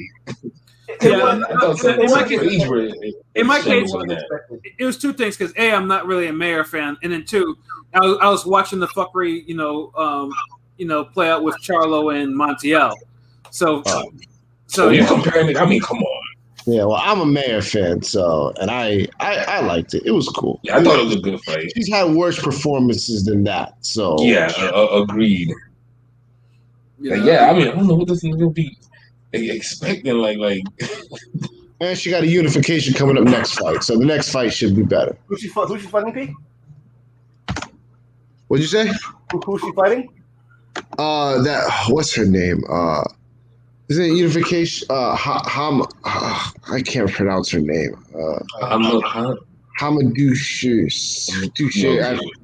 Yeah, I can't even. But I saw she announced it. because this is the thing with Pat. Like, he'll say, "I'm not really a fan of so and so." Like, look, you don't have to be a fan of so and so to admit they had a good fight. Like it somehow is like that goes into him rating the performance or not. Like, he be low key with it though. Yeah, well, I'm flat out admitting I wasn't as interested in this fight. Because I mean, she was more offensive than she usually is. Yeah, but Got hit more. It went per script. It went to the script. You know, it was what we expected. Kind of. Yeah, you know, I mean, there's nothing less to really say about that fight. It was there. It happened. It came and went. She got hit a little more. She was more offensive. I thought it was a solid performance. Not her worst fight. Hopefully the next fight's even better. But like we said, it definitely wasn't the women's fight of the weekend. So right, we're not gonna lie and say that. Yeah. You know what I'm saying? So, and then now we had the main event with Monster and Des Moranis. Now this fight got some interesting reactions. For some reason now, people are now after watching this fight, they're like, now it seems like people actually getting it about Monster. Like they actually took them long enough. Took them too fucking long. Way too fucking long. Yeah, thank you, Damian Lillard. So everybody after that was like, well, I'm not sold. I'm not sold on Inoue. I'm like, everybody kept saying that because Damian Lillard said that. I ain't sold on Inoue. Like, what the fuck a basketball ass nigga gonna start it up fucking Dame said he's not sold? Did Dame say he's not sold? Yes. Yes. Yes. He really said that. Exactly. What the fuck was a basketball ass nigga? Yeah, Dame's one of those guys that, like, as a basketball player, actually, you know, he does follow boxing, but like he does, but he's like an advanced casual, like, right? Hype piece. Yeah, I mean, he might actually probably, he might watch a certain sector of boxing social media videos too much. Maybe that's where he's no better than the damn offensive linebackers talking about they could beat Cool Draws in the fight or some shit or whatever. Like, come on, man. Well, I think with Monster, I mean, it's because he obviously he fights a smaller weight, and B, now that he's on Top Rank ESPN, that Maloney, and then now obviously the Bismarias fight, he's he's getting guys out of there, and it's impressively getting those guys out of there. Yeah, but he's been doing that. He's been doing that for years. But now he has a platform. But I'm saying now he has a platform of Top Rank in ESPN of that, So, but he was doing it on HBO. Like, I was saying, he was doing it on HBO. I mean, here's my thing about this too. Like, I mean, Monster getting situated from beating Des Moranis. Like, he beat Maloney, who's actually a ranked fighter. Like, Donaire, the Emmanuel Rodriguez, Payano, Jamie McDonald. These are all ranked fighters. Like, and people think he's overrated, but it takes him beating a mandatory that most of us knew that he didn't have a chance. To make people realize that Monster is the talent. I mean, he did turn Des Moranis into a cloud of dust, basically. Yeah, he did. That does help. And that shit was impressive. I mean, come on, the body shots, man. That was yeah, Des Moranis, like how good his body shots are. No, he beat those other guys. He beat them down, but like Des Moranis was like a damn brutality. Punched him, and then just the bones just exploded. Those body shots were hellacious. Monster lit him up, and people was just like, "Oh, now we get it." I'm like, yeah, that dude is. I came around with Monster, eventually too. But yeah, it's like, you can clear that dude is special. It's like, But it shouldn't take him fighting this type of opponent to make people realize that he is special. That's my Like, years after, like, he been doing it, like, damn, like, trying to tell y'all niggas about Monster ever since them Chocolatito undercards and telling Monster he's the one. I'm like, dude, it took me a while. I mean, I'm gonna lie, it took me a little while too. But I've been on Monster since 2016. I've this nigga been doing it for a high level for a good minute, man.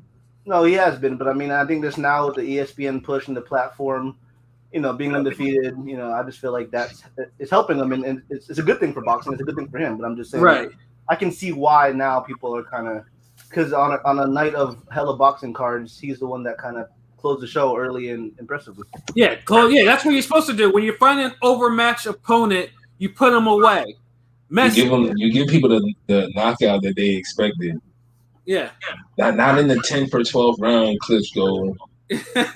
Anywhere between the first and 5 rounds. Right. Preferably 3. And he dropped him a whole shitload. He dropped him like 2 times or whatever. I have to admit, though, Desmaranas, before the eventual knockout, when he got up from one of the body shot knockouts, I was impressed. I was like, wait a minute. Oh, shit.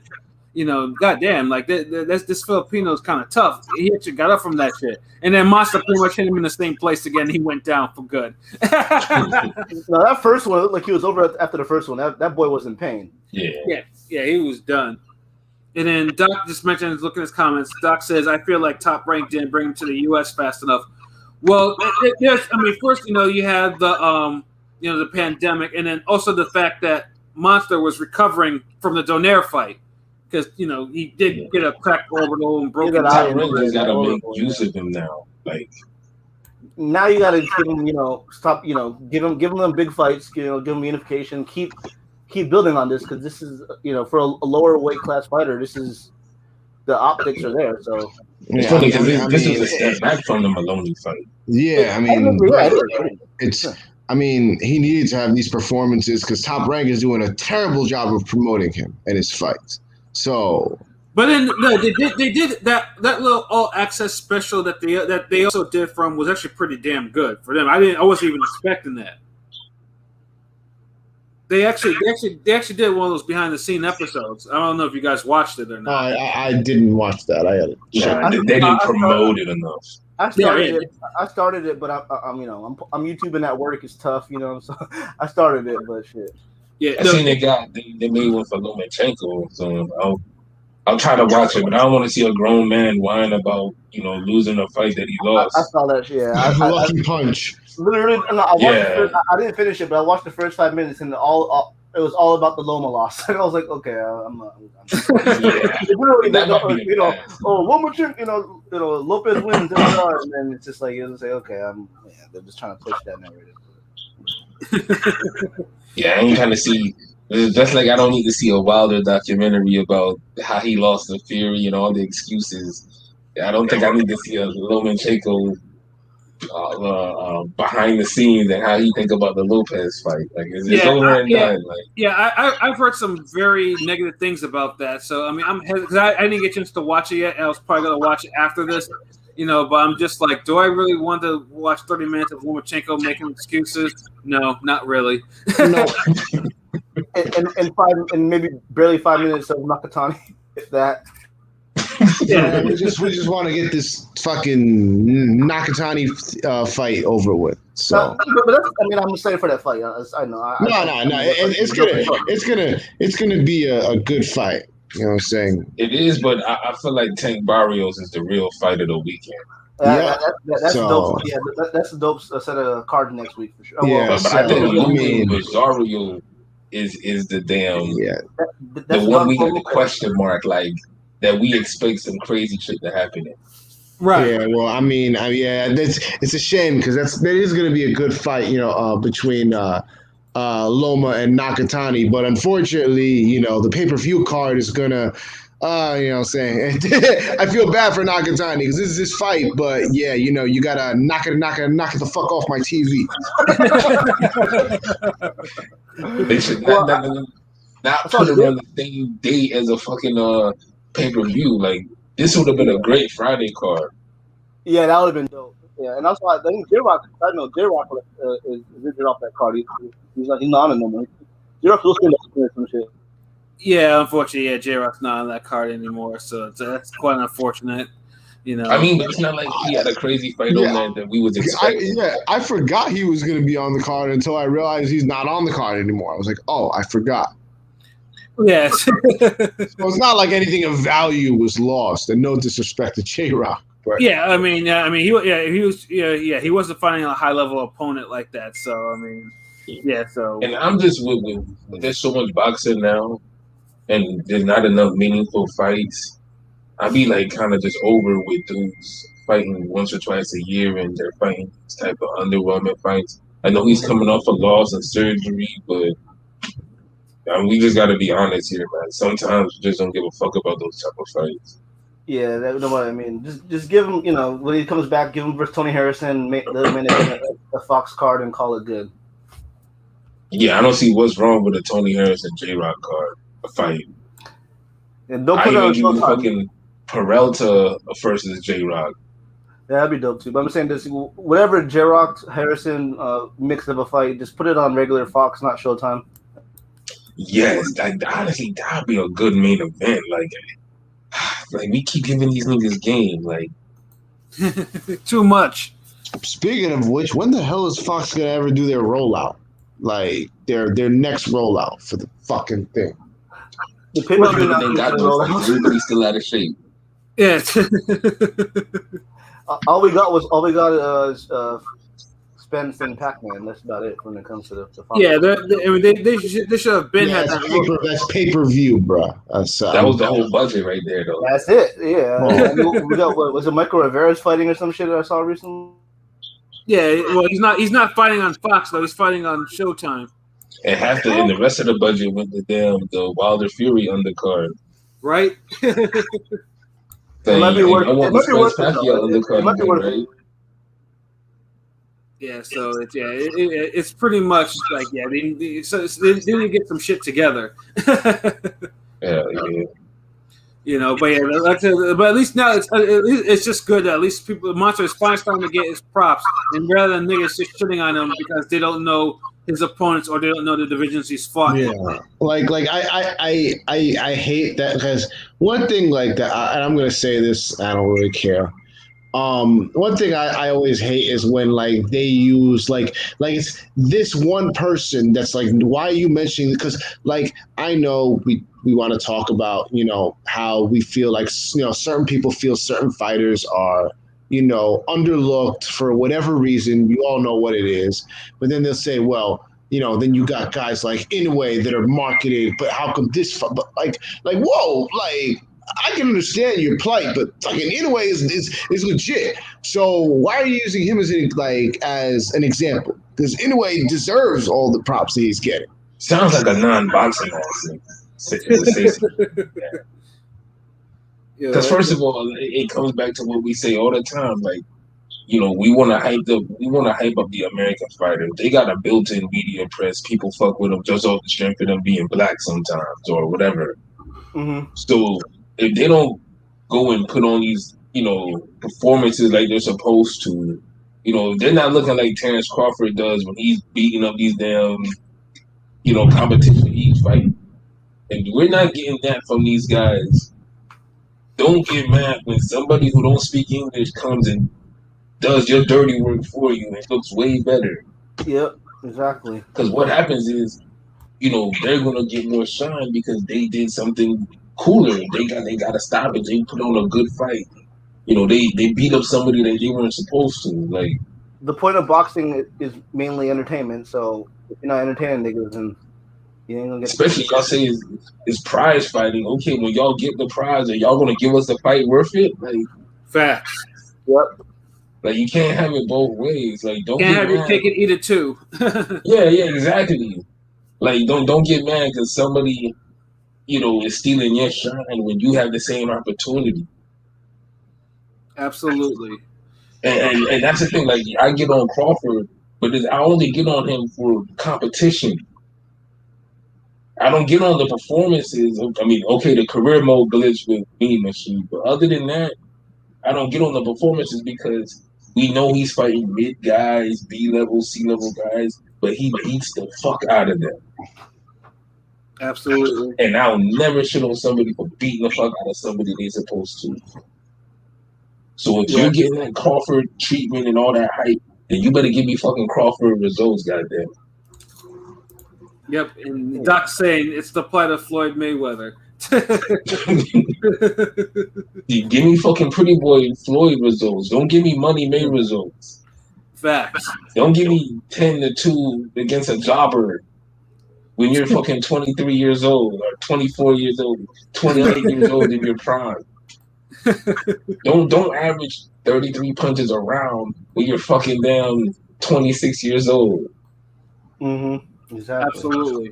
Like y'all niggas want y'all want to get to the second disc of Resident Evil 2. Like y'all gotta play the first disc, nigga. Like y'all gotta put the violence in, man. Y'all gotta put the work in. Y'all niggas literally put the fucking blood code in and just started playing Mortal Kombat. You ain't earned that shit.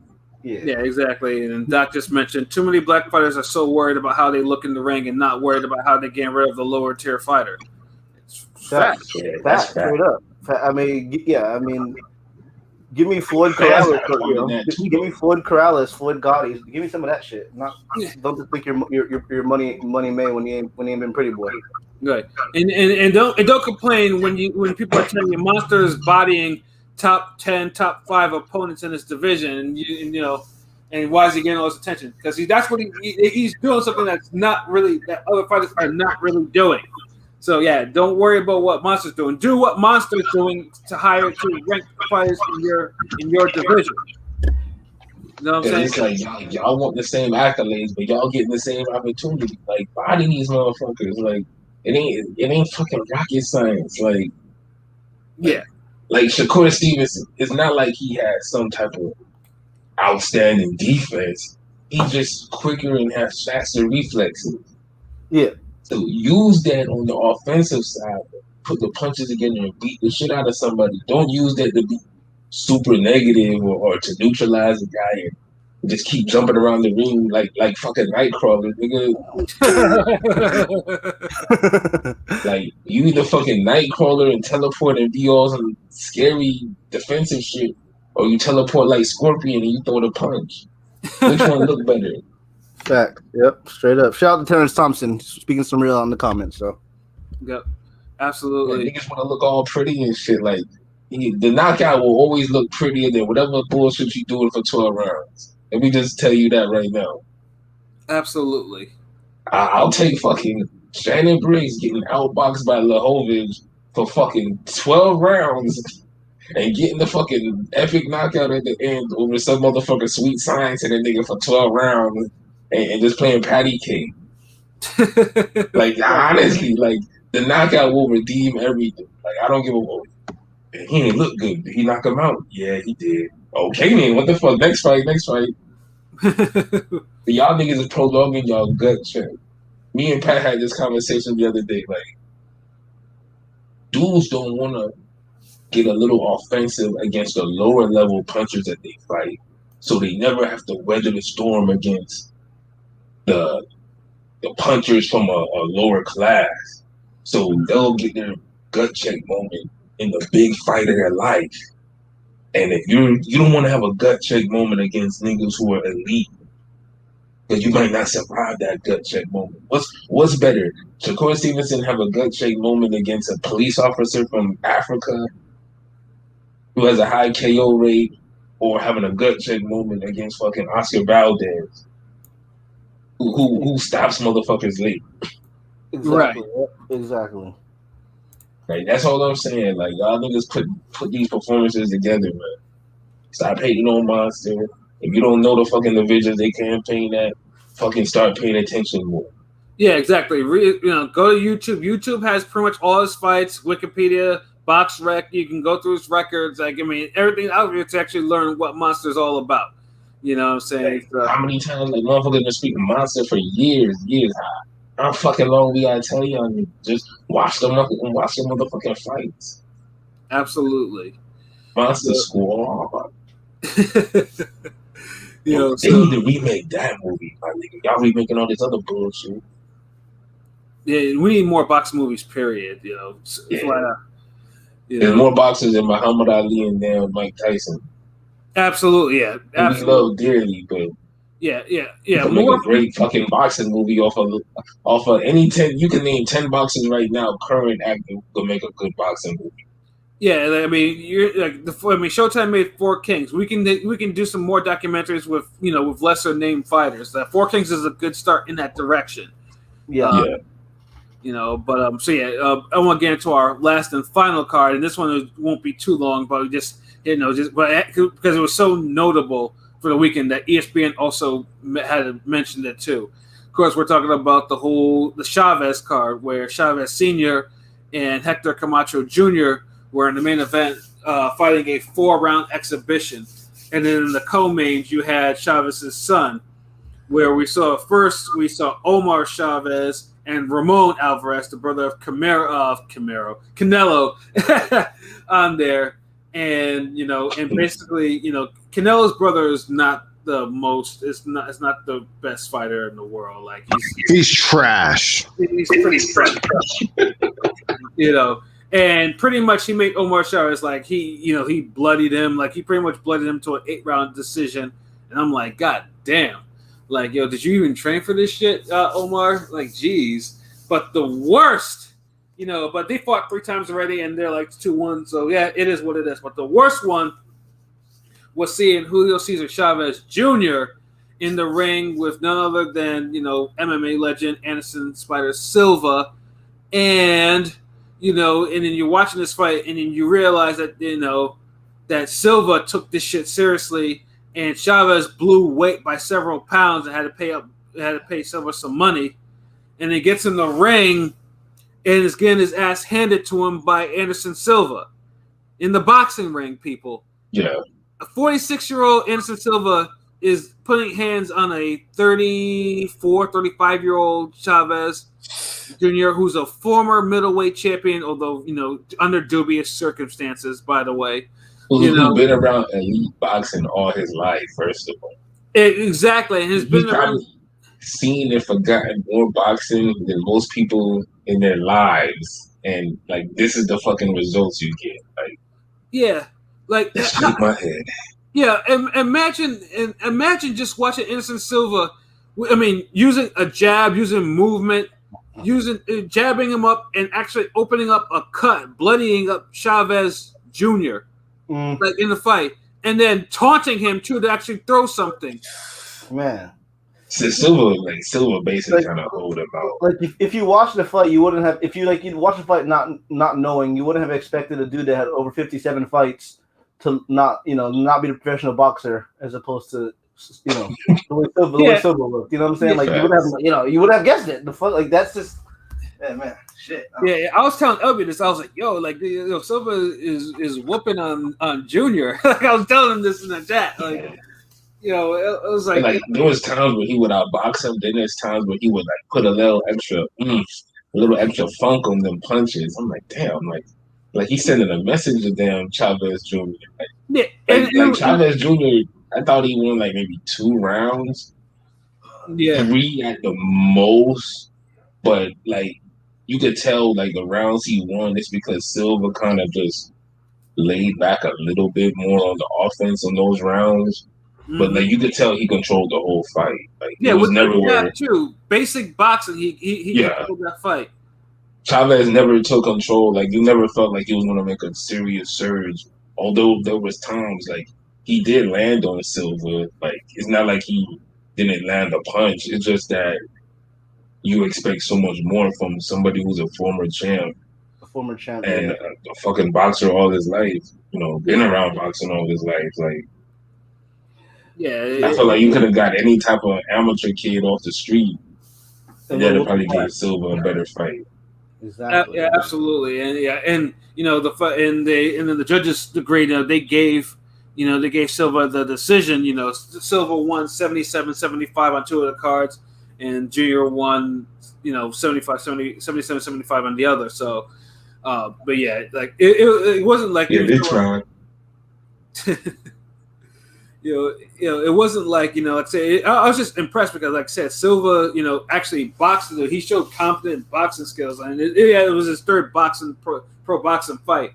But to do that to someone that like senior like and make him look ineffective was impressive. But also now it's only gonna it's gonna fan the flames because but unfortunately boxing fans and MMA fans if sometimes they they have these arguments. So you can now this fight will definitely be brought up now in terms of this is what happens when an MMA fighter goes in the ring against a pro. So thank you, Junior, for shitting the bed. Oh, don't worry, don't worry. That'll be erased in whenever Woodley gets knocked out by Jake Paul. Exactly. And the thing is, Silva, he's more known for striking than anything. What was that? Oh, sorry, LB. What was that? I was saying like Silva, he's more known for striking than anything. Like. Anytime you see Silva fight, you always knew like his skills could translate to a boxing ring. Yeah, he could have been. I mean, hell, there's a reason why they were trying to like sell us the long pipe dream of Jones versus Silva. Roy. And Jake Paul even mentioned that fight again. Yeah, wanted on the undercard or the co-main for his fight with Woodley. So, and honestly, that's great marketing. I feel like that would be a good doubleheader for them to pull off, but. The thing is, like Silva, you kind of just knew, like, okay, he would still be kind of nice in boxing. There's not too many MMA fighters that look that way. This is true. That is facts. Straight, I mean, I think it was the the Jacobs fight showed promise, even though he quit or whatever in the corner. It showed. We thought maybe he might have turned the corner, but obviously after he lost to that no-name jobber. I didn't expect him to. We're seeing it's more Jacobs just looking trash lately, like just regressing. But then after he lost the next fight, I had no expectations. Like I thought maybe I thought a professional boxer would be able to handle a former UFC champion, but still a UFC champion. But obviously, it didn't shock me. At the same time, it didn't shock me. Yeah. So Junior. Yeah, I mean, he continues. Like honestly, niggas need to stop paying him money. Like promoters need to stop paying him whatever millions of dollars or whatever, just because he's the son of one of Mexican's probably one of Mexican's greatest legends. Like no, like they need to like say this dude is bullshit. And, like stop paying him. Like he's not. The whole family should retire now. Like unfortunately, the son's gonna go out with a win and look good, but if this is what y'all gonna do, just stop. Like, yeah, exactly. I don't think y'all will ever be poor or broke. Yeah, y'all good. Y'all good for life. Y'all are royalty in Mexico, so whatever. Yeah. It's a bad look when the dude that beat your son's ass is the one on your last final exhibition fight, embracing you right before the bell rings for your whatever last round that was in Canelo when Canelo was like Canelo. That's horrible. I mean that's just If you don't care, your own sons you couldn't pass the torch to your own sons. Yeah, exactly. Yeah. I mean, you don't care. You're good. You're content, and that's fine. But I'm just saying, just don't box if you don't ruin your. Stop forcing it. Like stop forcing it. John Dudley went and did something else after boxing was over. Like y'all literally like Chavez Jr. been at that level. And just they kept going with it. Mm-hmm. And it's like this is what you get, like a guy who obviously doesn't really care about boxing like that, but it's a way to make some money, get out there, live a life. And it's just we're tired of it. Yeah, we're tired of it, and I'm tired of seeing this idiot. Doesn't perform his potential, doesn't make weight. I'm tired of him. He blows weight all the time, and. It's just like you're a fucking cruiserweight. You this was supposed to be 182 pounds. There's something. Was a catch like a random catch weight like that? Yeah, it was a cruiserweight. It was a catch weight. It was like 182. That's a random ass weight as fuck. Yeah, but if you tell me you can't even make weight at cruiserweight, then what the fuck are you doing? Like seriously. Honestly, like the only fight left for Chavez Jr.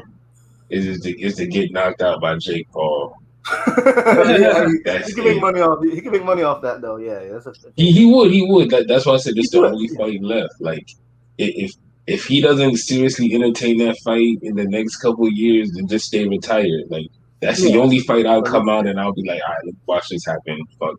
I haven't seen the rest of this. I haven't seen the train wreck for like 100 pages. Let me just see the last page. Like, right. let me see how this story ends for good, you know. Yeah, you know, but props to Silva though. I mean, if Silva does continue, you know, obviously, I mean, like he looked good boxing. I mean, obviously he's not gonna make a big impact. Like P said, you know, his prime, you know, pretty much he was shackled by UFC's contracts, you know, until he got used up. You know? Right. I mean, he'll beat Jesse Hart. I mean, that's the one. Like last touching on that. I mean, like that's why I give a guy like Steph in a separate sport, a guy like Steph Curry props. You had a silver spoon in your mouth, made millions, but you still, you know, were definitely greater than your dad. You know, Floyd too. You know, I'm just saying, like, you know, for boxers, it's not on their cards usually. So Floyd had to be better than his dad and his uncle. And his uncle. His uncle was damn good. Yeah. I mean, his dad was good. His uncle was great. You know, I mean, his uncle was pretty damn good. So I'm just saying, like, in boxing, I mean, it's a different animal. And I mean, if you don't want to live your dad's legacy, you want to box, by all means, but don't embarrass. I mean, you know, look at a guy like Shane Mosley is improving, getting better. This, you know, Tim Tszyu and all those guys. If you're not gonna take it serious, then just don't do that shit, man. Don't put smut on your fucking dad's name. Yeah, I mean, Chavez. I think Chavez Jr. pretty much got everything out of sport he possibly could get, even with all his bullshit. I mean, like, so it's like, I mean, yeah, I mean, Omar Chavez never really accomplished anything. So yeah. They just need to retire, like you know, like his father retired after an entertaining exhibition. Dude is known for like 2 moments for his whole career. The last round, the Martinez fight, and the Andy Lee performance. That's it. That's it.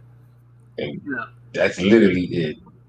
Everything else is like a super negative or a positive that isn't good enough to make a big positive or something.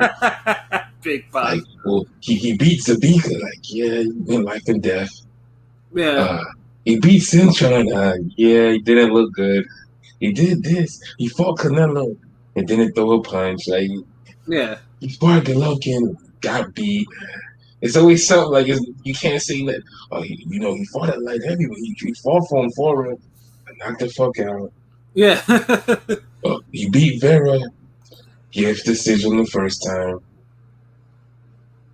Like, it's just you get tired of it. You get tired of it, yeah. You get absolutely tired of it. Like, yeah, nah, fuck this guy. Like, you know, yeah, you know, like. Shout out to the name, you know, Julio Cesar Chavez, the great, you know, all time great, one of the best boxers ever, all time, one of the greatest Mexican boxer ever, you know. Right. And we'll just keep it at that. I mean, your sons tried, but this sport, you know, trying ain't enough. So it's not. Yep, exactly. I hope gotta do more than try, yeah. Especially when you got the opportunity, you know, Chavez Jr. guys. So hopefully we don't want to just sound harsh for no reason, but yes, it's time to like close that book now. Hopefully, next time we talk about him is 2023 when he's fighting Jake Paul. And that's it. Then hopefully we're talking about. Yeah, that sounds more like a 2022 fight. Right, exactly. Jake Paul gonna be advancing on y'all. Like, he's gonna look for an old boxer with a name that he can fight. If he's gonna run out of MMA guys with supposed hands. Absolutely. So they're gonna look at Chavez Jr. That's like one of the perfect fights for them. Yeah, to get the quote unquote credibility. And then you'll be able to sell that. Like, it'll be looked at as Chavez Jr.'s last redeeming, you know, opportunity. Yeah, we are seriously giving away too much game. You know, motherfuckers. Honestly, like. And next week we're gonna see somebody on Twitter say, "Oh, should Chavez Jr. fight Jake Paul?" Yeah. Shit, yo, man, P, fuck that. We might have to make that tweet tomorrow, that poll, yo. Like, I mean, we giving them game for free 99. we definitely gonna do. That's the poll for tomorrow. And if I see somebody else put it up, I know your bitch ass was listening. Word. At least shout out to God or something, man. Like, that's the last fight. Like, oh man. But other than that, I think the last thing, hopefully Terrence Crawford gets a good fight. I keep hearing programming mentioned. Yeah, the three names were Prograis, Zepeda, and Ramirez. And knowing the Aram way, it'll probably be Zepeda. Horrible fight. Yeah, I mean, I'd rather see Zepeda versus Pedraza. You know, I mean, I guess the winner could probably get it, but whatever. If that's what they want, more than likely, it's gonna be. Man, all I know is like I'm not saying anything until I see a fight. All I know is Bob said October, whatever was his next fight. Yeah, I'm not gonna entertain any like those three names until one of them is actually signed, signed, sealed, delivered before I give judgment on that. Yeah, because there's, like I said, too many hypotheticals regarding Terrence Crawford's next fight, and I'm tired of it. Too many mythical matchups. Yeah, Modern day mythical matchups. I'm saying, but does a prime Regis Prograde 140 beat Crawford at 140? How about they fight now at 147? Nah, we talking about prime. I'm just like, I'm just waiting until they actually make up the goddamn minds on that. They taking a long time because like I can't believe he hasn't fought at least once this year so far. It's like you going into July.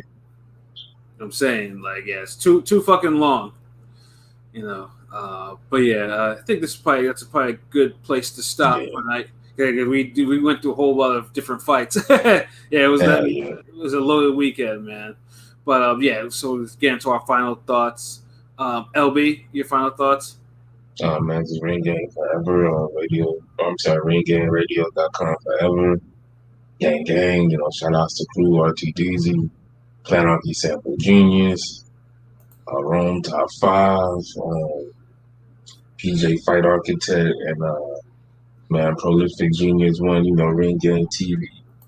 Episode 3 cartoon coming soon. We still working on that, getting the fighting scenes done, but that's just on the way. Uppercut season out now. Return of the Sample Kings out now. Just keep fucking with us. And make sure you share, like, subscribe to YouTube, the IG, Soul World. You know what it is, man. Takeover is real. Ring Gang. Yes, sir. Absolutely. AOP, your final thoughts? I mean, good weekend of boxing. Too many fights. As I always complain about, too many fights, but you know what? It was cool. I'm glad we got to see as many fights as we did. I'm not going to complain about it anymore. So, more boxing coming up. Hopefully, more spread out though. But And then, more importantly, more of these fights in New England. And I don't care about that shit. So. Yeah, just more spread out fights. Yeah, more spread out fights, preferably at the Barclays, but y'all niggas with y'all preferabilities and shit. Fuck that. Let these niggas fight on international waters on the damn jet carrier. I don't give a fuck. Just make a good fight. Yeah, that's true. That's true. But y'all can have Shakur Stevenson versus Joey Gonzalez Part 2 at Barclays. Shit, I wouldn't go see that. Yeah, I wouldn't go see that shit. Oh well, no. That's perfect. That's at Barclays, man. They'll sell it out. What are you talking about? I mean, I say preferably, but at the end of the day, I don't care because it's boxing. Man, I'd watch boxing even if we got it on Planet Namek. Like, I don't care. It's boxing, bro. So other than that, you already know what it is. Ring Gang Radio. All day, every day, twice on Sundays. And you know what it is. So, we got some more stuff coming up, dope content. Just, be on the lookout. You already know what it is. You know where to find us at. RingGangRadio.com, Instagram, Twitter, YouTube, Facebook. You already know the vibes. Absolutely.